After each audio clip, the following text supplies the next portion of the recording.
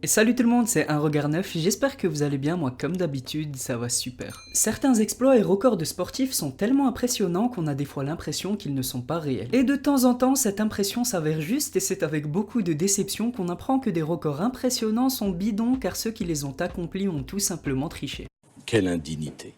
Alors aujourd'hui, la team Un Regard Neuf, on va aborder un thème qui m'a été proposé par Ryan, un de mes abonnés, à travers l'onglet Proposer un thème de mon site. Et il a une chaîne YouTube, Ryan67YTB, sur laquelle il fait des vidéos de gaming, Fortnite et autres, alors n'hésitez pas à aller vous abonner à sa chaîne et à le saluer de ma part dans ses commentaires. Et donc on part ensemble à la découverte de 9 tricheurs pris en flagrant délit.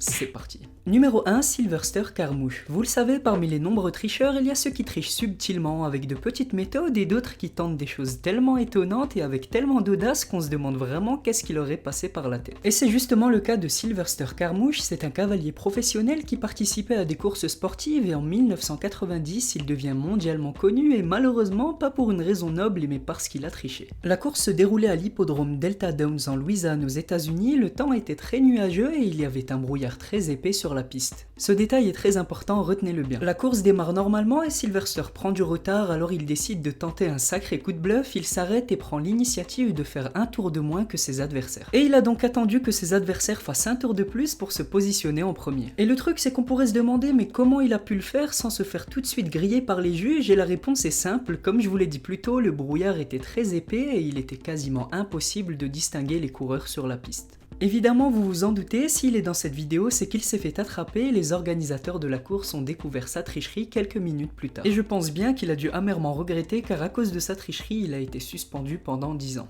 Numéro 2, Fred Lorz. Cette fois-ci, direction la ville de Saint-Louis pour une histoire qui s'est déroulée début des années 1900. Fred Lorz est un athlète de nationalité américaine, spécialiste du marathon et qui, grâce à ses compétences, s'est qualifié pour les Jeux Olympiques de 1904. Ce jour-là, les conditions sont assez difficiles, le soleil tape très fort, la chaleur est extrême et à cause d'un souci d'approvisionnement des organisateurs, les coureurs manquaient d'eau. Et à l'époque, vous vous en doutez, il n'y avait pas de caméra aussi perfectionnée qu'aujourd'hui et pour surveiller le marathon, il y avait des juges qui passaient de temps en temps en voiture pour observer les coureurs. Mais après avoir couru 15 km, Fred est à la deuxième place quand d'un coup il s'arrête de courir car il en est incapable à cause des crampes. Il récupère un petit peu en marchant et là, la voiture d'un spectateur s'arrête juste à côté de lui et lui propose de monter. Évidemment, il accepte directement et après plusieurs bonnes minutes et une fois soulagé de ses crampes, la voiture le dépose à quelques kilomètres seulement de la ligne d'arrivée, loin des regards des juges et des spectateurs. Et Fred descend et continue sa course comme si de rien n'était. Bien sûr, avec ce petit coup de pouce, il arrive premier et quelques minutes plus tard, Thomas X, le vrai premier, passe la ligne d'arrivée et il est très étonné car il affirme avoir fait toute la course en tête sans jamais avoir été doublé une seule fois. Et au moment où Fred a failli recevoir le trophée, des témoins qui ont vu la scène de la voiture le dénoncent et il sera alors contraint de quitter le stade sous les sifflets du public. C'est nul!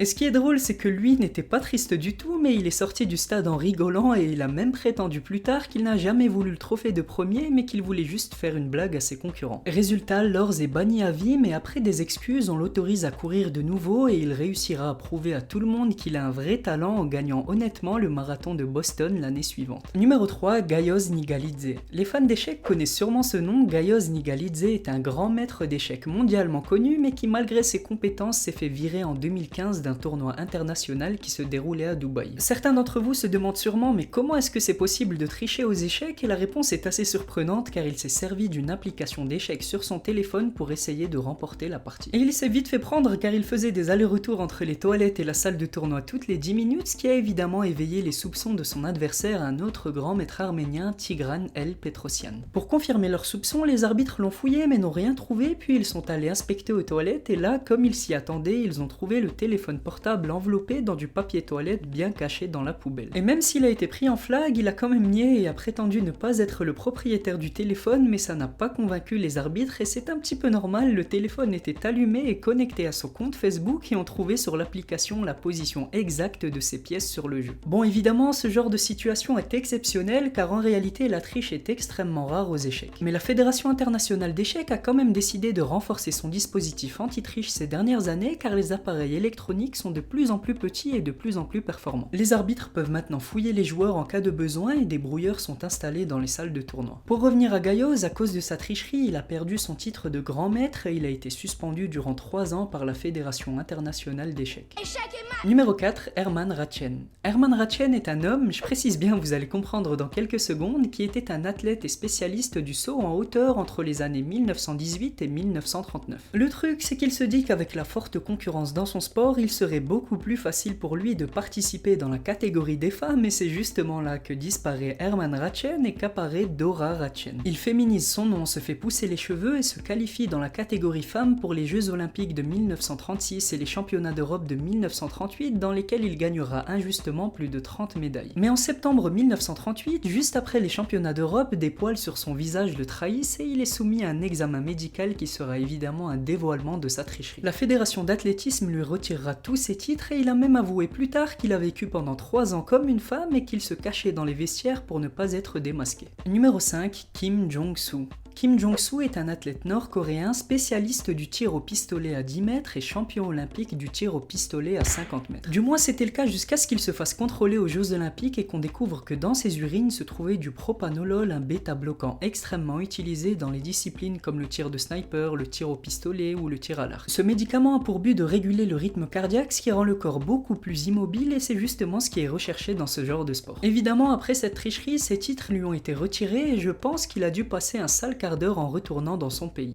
Numéro 6. Pour la prochaine anecdote, on ne va plus parler que d'un seul tricheur, mais de toute une équipe de baseball qui aurait triché. Les Boston Red Sox auraient utilisé des montres connectées pour lire les trajectoires des balles adverses. Il faut savoir qu'au baseball, le lanceur de l'équipe qui défend tente d'éliminer les batteurs adverses en envoyant des balles extrêmement rapides avec des techniques assez spéciales. Les balles manquées par le batteur atterrissent juste derrière dans le gant du receveur. Et justement, dans le dos du batteur, juste avant le lancer, le receveur indique à son lanceur comment il doit lancer la balle et avec quelle technique en lui faisant des signes de la main. Et ce sont justement ces signes que le staff des Boston Red Sox aurait décryptés pour que leurs batteurs puissent prévoir au mieux les trajectoires des balles qu'ils allaient recevoir. Et c'est assez improbable, mais c'est une réalité, la fédération de baseball a transmis une vidéo qui montre un membre du staff des Boston Red Sox qui regarde sa montre connectée plusieurs fois dans la partie, puis qui donne immédiatement des indications à ses batteurs. Bon, ça c'est la version de l'équipe adverse, mais même si la fédération est sûre à 90% de la tricherie, elle fait quand même des inspections. Numéro 7. En parlant de baseball, une autre technique de triche est beaucoup plus connue que la première et elle a déjà été utilisée par des dizaines de baseballeurs professionnels. La technique se nomme la balle mouillée, elle est aujourd'hui interdite et elle consiste tout simplement à lancer une balle de baseball après avoir appliqué dessus une substance comme de la résine de pin, de la gelée de pétrole ou autre. Et le fait d'enduire une balle avec ce genre de substance lui ajoute du poids à la surface qui premièrement lui donne de la résistance au vent et également lui donne une rotation et un mouvement assez spécial qui la rend beaucoup plus difficile à frapper avec une batte. Et c'est justement ce qui est arrivé il y a quelques années. Michael Pineda, également un joueur des Boston Red Sox qui encore une fois ne manque pas de se faire remarquer, a enduit sa balle de résine de pin. Il en avait mis sur son cou pour l'utiliser pendant le match, mais comme vous le voyez à l'écran, ça n'est pas du tout passé inaperçu et il s'est directement fait attraper sur le coup. Sur le coup au sens propre et au sens figuré.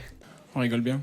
Le joueur a dit après le match qu'il était vraiment désolé, qu'il était conscient d'avoir fait une erreur et qu'il était très triste, mais ça n'a pas empêché la fédération de baseball de lui mettre 10 matchs de suspension. Bah ouais, logique.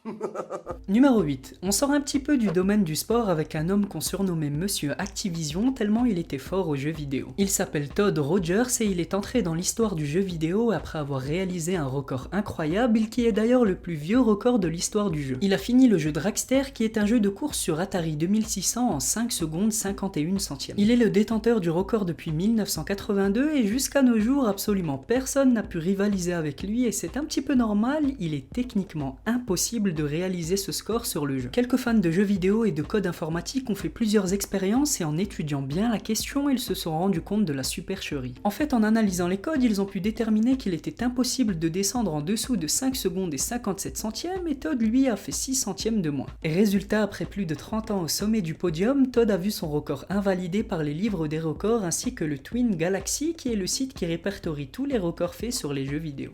Et le numéro 9. Et pour finir la vidéo, la team à regard neuf, on va parler d'une émission qui a diverti des millions de personnes, Interville. En 1997, l'animateur vedette d'Interville, Olivier Chiabodo, est accusé de tricherie et il est licencié pour faute grave car il aurait donné la réponse à une équipe en faisant un geste du doigt. Du moins c'est la version qui était répétée par la chaîne télé TF1 depuis plus de 20 ans, mais il y a quelques temps, Olivier a déposé plainte contre la chaîne pour harcèlement moral. D'après les policiers, il leur reproche de l'avoir licencié, de l'avoir fait passer pour un tricheur sans raison et de lui avoir mis la pression pour ne jamais parler de cette affaire car c'est eux qui lui ont demandé de tricher. Donc ici c'est ni un tricheur ni une équipe mais carrément une chaîne télé. D'ailleurs il a dit dans une interview qu'à Interville les animateurs trichaient sans arrêt car il fallait maintenir le suspense jusqu'au bout et augmenter les audiences. Il a également dit qu'en réalité ce n'était pas un jeu télévisé mais plutôt un spectacle vivant et malheureusement à mon avis c'est le cas pour beaucoup de jeux télévisés et encore plus à notre époque qu'à la sienne.